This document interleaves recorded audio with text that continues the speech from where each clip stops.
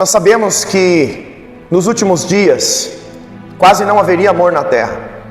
Nós sabíamos também que nos últimos dias Deus deu poder ao diabo para perseguir e matar aqueles que são os verdadeiros cristãos.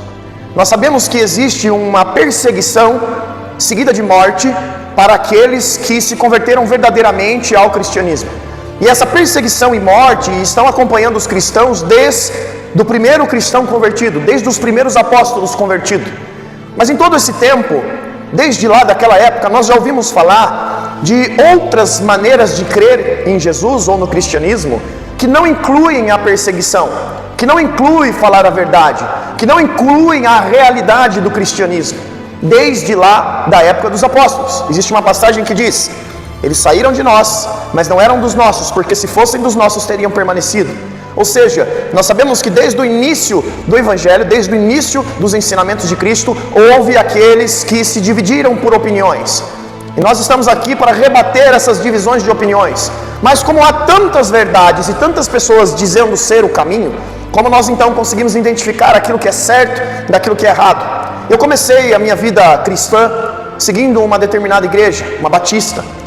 Estando lá dentro, eu percebi que havia muitas coisas que eram ensinados e afirmados que não coincidiam com a verdade, após eu começar a ler a Bíblia. E quanto mais eu lia a Bíblia, mais eu procurava verdades e comecei a frequentar assembleias, fui na Congregação Cristã do Brasil, fui em várias igrejas até da mesma denominação, porém de diferentes pessoas, e em algum ponto nós encontrávamos algo que não coincidia com a verdade.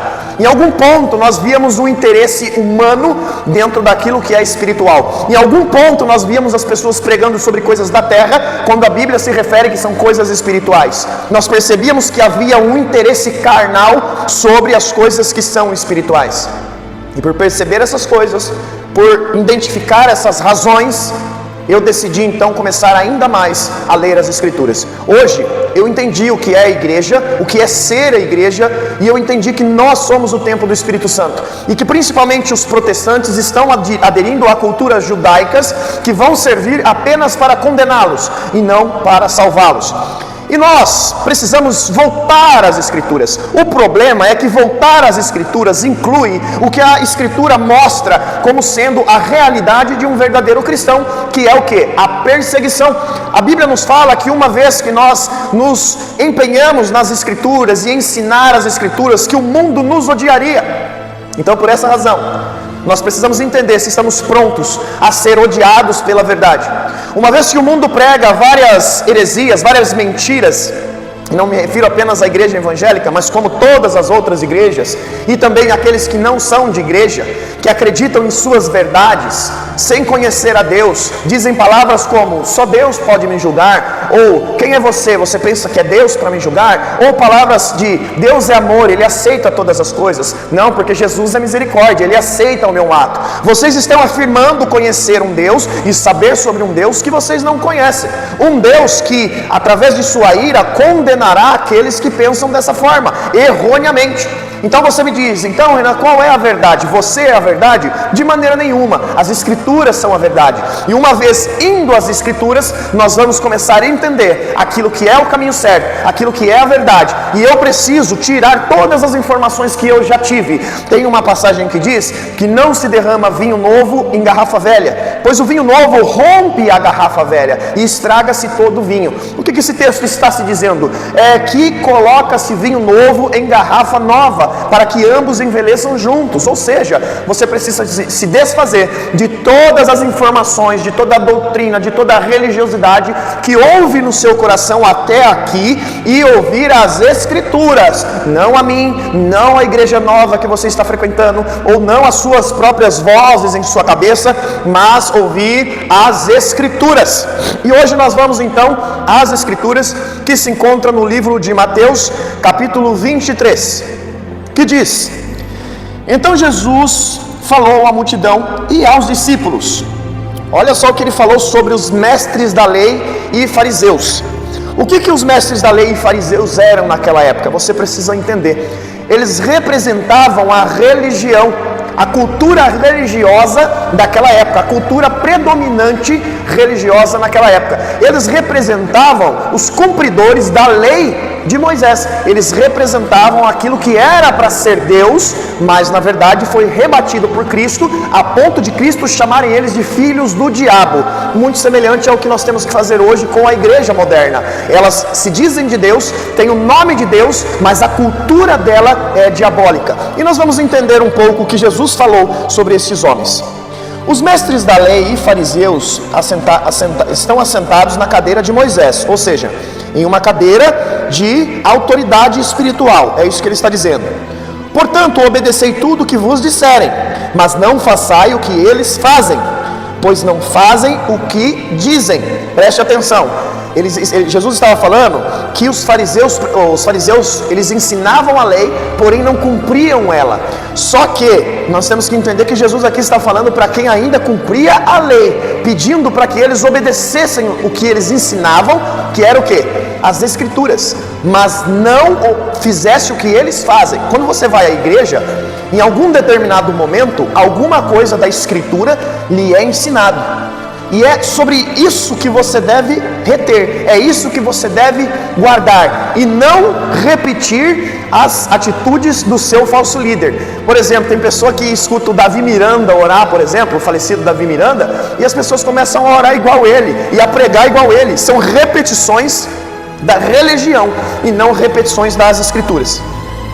Olha o que ele está dizendo: atam fardos pesados e difíceis de suportar, e os põe nos ombros dos homens, eles porém nem com o dedo querem movê-lo. Isso aí fala do pastor que fica arrancando dinheiro do dízimo seu, viu? Você trabalha de dia e de noite para pagar as suas contas e joga na mão de um cara que está sentado numa cadeira para te usufruir, para te usar. Tudo o que fazem é para serem vistos pelos homens. Alargam os seus filactérios e alongam as franjas de suas vestes, ou seja, eles gostam de se mostrar. Amam os lugares de honra nas ceias e as primeiras cadeiras das sinagogas. Identificou essa pessoa? Identificou aquela igreja que coloca o púlpito aqui, aquele monte de cadeira que todo mundo quer sentar? Já identificou quem são? Vós, porém, não sereis chamados de mestres. Presta atenção o que acompanha o verdadeiro cristão. Pois um só é o seu mestre, Jesus. E vós todos sois irmãos. Presta atenção no que o texto está dizendo. Que ninguém que pregue o verdadeiro evangelho, ninguém que pertence à verdade, será chamado de mestre, porque nós somos iguais. Ainda que ele ensine, ainda que ele tenha o dom de ensinar, ele se considera e faz com que os outros o considerem iguais. Ele está dizendo que aquele que é mentiroso deseja o lugar de honra, mas aquele que prega a verdade deve ser igual, deve ser irmão, e não se achar que está acima. A ninguém da terra chamai vosso pai, pois um só é o vosso pai. Ó, você aí que fica falando que tem pai espiritual dentro da igreja, toma essa bordoada na tua cara aí. Aquele que está sentado no céu, ou seja, a ninguém na terra chamai vosso pai. Lógico que não está falando do pai que te criou, né? O pai físico. Ele está falando de um pai espiritual. Pois um só é o vosso pai, aquele que está no céu. Nem sereis chamados mestres, pois um só é o vosso mestre, Cristo. Então você que deseja ser mestre, que você, agora eu sou quase um semideus, toma aí a tua porção. O maior entre vós será o servo, será aquele que serve, aquele que limpa o chão, aquele que está ali para trabalhar pelo reino. Pois quem a si mesmo se exaltar será humilhado, e quem a si mesmo se humilhar será exaltado. Olha o que esse texto está dizendo, não está falando aqui na terra. A Bíblia está falando que aquele que se humilhar, aquele que não desejar esses lugares de honra, ele será exaltado no céu. Mas aqueles que amam os lugares de honra serão humilhados no dia da redenção. Ai de vós, mestres da lei e fariseus, hipócritas, fecham o reino dos céus aos homens. Olha o que ele diz: vós mesmos não entrareis. Presta atenção aqui, pastor mentiroso, líder safado. Vós mesmos não entrareis, e nem deixam entrar os que querem. Presta atenção, você será culpado não apenas pelo o que você fez com a sua vida, mas o que você tem ensinado com a vida daqueles que buscam, mas por causa de você não conseguem enxergar. Ai de vós, mestres da lei, fariseus hipócritas, devorai a casa das viúvas, sob desculpa de prolongadas orações, por isso sofrereis mais rigorosamente. Sabe você que cobra dízimo do pobre? Sabe você que cobra dízimo do necessitado? Você mesmo que está enganando o povo dizendo que se ele trouxer tudo o que tem, ele vai receber de Deus, você terá mais rigorosa punição. Ai de vós, mestres da lei, fariseus hipócritas, percorrer o mar e a terra para converter alguém. Ou seja, ele está dizendo que essas pessoas são missionárias. E depois de terem feito, ou seja, terem convertido alguém, terem ensinado as suas práticas, os tornai filho do inferno 2 vezes mais do que vós. O que o texto está dizendo aqui? Que essas pessoas buscam converter as outras através de obras, e quando os convertem, os tornam 2 vezes piores do que a si mesmo. E essas pessoas que se convertem a esses falsos líderes, que dão ouvidos a esses falsos líderes, eles estão sendo corrompidos pela sua própria cobiça, porque eles não vão à igreja a fim de se arrepender, eles não vão à igreja a fim de serem mudados, transformados e principalmente para serem salvos, mas eles estão indo à igreja para buscar a chave da vitória, a bênção, a prosperidade, e vocês serão condenados 2 vezes mais. Ai de vós, condutores cegos, que dizem: aquele que jurar pelo templo, isso nada é, mas o que jurar pelo ouro do templo, esse é devedor. Insensatos e cego, qual é mais importante, o ouro ou o templo que santifica o ouro? Presta atenção, o que ele está falando aqui? Que estamos dando mais valor às coisas do que o que é espiritual, mais valor ao ouro do templo do que o templo. Entenda bem, o templo hoje não é o prédio, o templo hoje não é o local, mas o templo são as vidas, e vocês pastores estão dando mais valor ao dinheiro, mais valor às riquezas do que ao templo, que são as pessoas que estão sobre as tuas mãos. Também dizeis, ou não, para frente, portanto, o que jurar pelo altar, jura por ele e por tudo que está sobre ele. E o que jura pelo templo, jura por ele e por aquele que nele habita. Entenda bem, Jesus está falando numa época aqui, onde o templo ainda existia. Quando Jesus morre, o templo se acaba. E o que jura pelo céu, jura pelo trono de Deus e por aquele que está assentado no trono. Ai de vós, mestres da lei, fariseus hipócritas, dai o dízimo da hortelã, do endro e do cominho, mas negligenciais o mais importante da lei, a justiça, a misericórdia, a fé. Devieis, porém, fazer estas coisas sem omitir aquelas. Aí você vai falar, tá vendo? O próprio texto está falando que nós devemos ser dizimistas. Presta atenção, meu irmão. Jesus veio e cumpriu a lei. Ele veio na qualidade de judeu e ele estava falando para judeus. O que acontece após a morte e ressurreição de Cristo é a graça. Então nós devemos entender que o dízimo aqui referido ainda está se referindo aos judeus. Nós não somos judeus e nós não pertencemos à lei. Portanto, o dízimo não se encaixa mais a nós. Repare que no texto anterior ele ainda está se referindo ao templo, que existia ainda naquela época e hoje já não existe mais. Detalhe, o dízimo não era levado em qualquer lugar, mas o dízimo das nações era levado em um templo só. Templo esse hoje que não existe mais. Nem judeu dá dízimo no templo. E você, tolo, está recolhendo o dízimo dos seus fiéis e o fiel tolo está indo entregar o dízimo para você.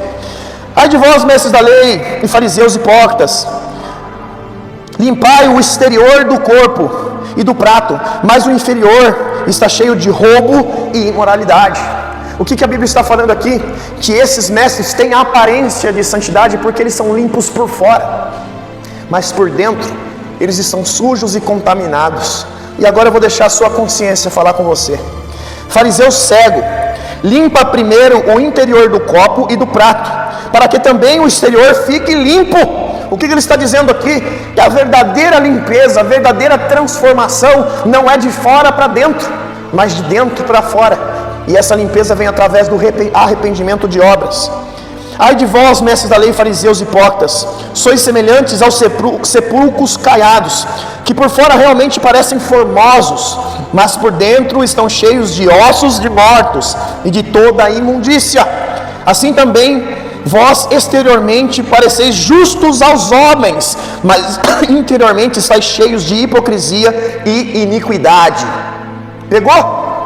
O que a Bíblia está nos falando? Vamos até aqui, porque ainda tem um trecho muito grande aqui falando, e eu deixo para que você leia, você que tem interesse em saber se está sendo enganado ou não, leia Mateus versículo 23, e procure a semelhança entre esse fariseu que Jesus está rebatendo aqui e o seu líder religioso. Procura a semelhança. Entenda bem, o Senhor aqui está nos dizendo que a limpeza que deve ser feita no homem, ela deve acontecer de dentro para fora, através de um arrependimento genuíno, e não de fora para dentro, como os líderes estão fazendo.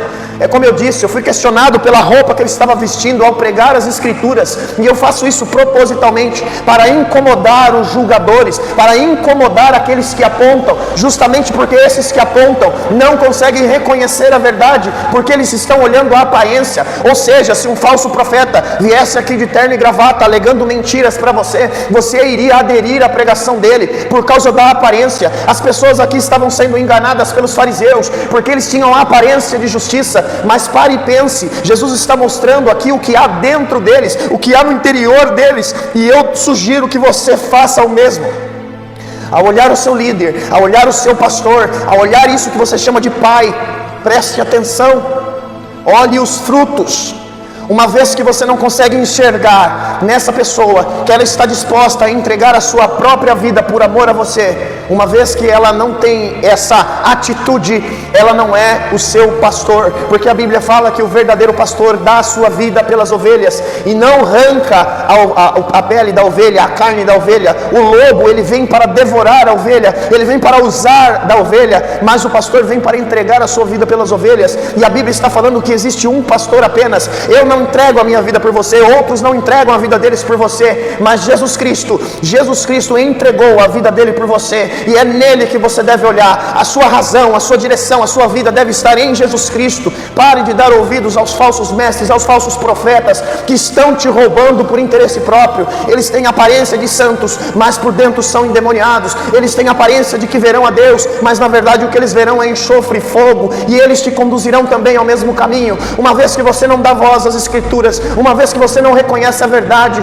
uma vez que você não se entrega ao Senhor genuinamente, uma vez que você não busca ao Senhor a fim de encontrar arrependimento dentro de si, você está sendo condenado pelas suas próprias cobiças, você está sendo condenado pelas suas próprias atitudes. Portanto, eu te sugiro nesta manhã que você entregue o seu caminho ao Senhor, confia nele, que ele fará tudo em sua vida, ele mudará a sua vida. E ainda que você tenha boas obras e acredite nisso para a salvação, esqueça as tuas obras, porque as tuas melhores obras são como trapos imundos diante de Deus, mas você precisa acreditar apenas no nome de Jesus. E a palavra diz que aqueles que vão a Cristo de modo nenhum ele lança fora, que aqueles que o Pai deu a Jesus, Jesus não os perderá. Ele diz em sua oração: Pai, eu não perdi ninguém, a não ser aquele que era filho da perdição. Ou seja, aqueles que devem se perder, se perderão. Mas se essa palavra está chegando em você hoje, se você está ouvindo e está entendendo o que eu estou falando, eu quero lhe deixar uma mensagem. Arrependa-se no Senhor, entregue o seu caminho a Ele, arrependa-se no Senhor, tenha coragem de pregar as verdadeiras Escrituras, ainda que isso te faça ficar sozinho, ainda que isso te gere abandono até dos seus familiares, mas tenha fé nas Escrituras. Não dê ouvidos às mentiras que o mundo tem falado, não dê ouvidos a qualquer pregador, não dê ouvidos a qualquer besteira que você tem ouvido. Se aquilo que você ouve não produz uma santidade em você, mas te colocam cada dia mais de foco nas coisas que tem nessa terra, então você está sendo enganado. Mas aquilo que você tem ouvido, se tem gerado espiritualidade na sua vida, se tem feito você se desprender a cada dia mais das coisas dessa terra e ficar mais de olho no céu, mais de olho no seu noivo, mais de olho no Cristo, se aquilo que você ouve tem gerado em você desejo de estar com o Senhor, cada dia mais estar com o Senhor, então é uma palavra verdadeira. Mas se aquilo que você ouve tem gerado desejo de alcançar cada dia mais coisas na terra, então você está sendo enganado e correrá um grande risco de passar a sua eternidade no inferno.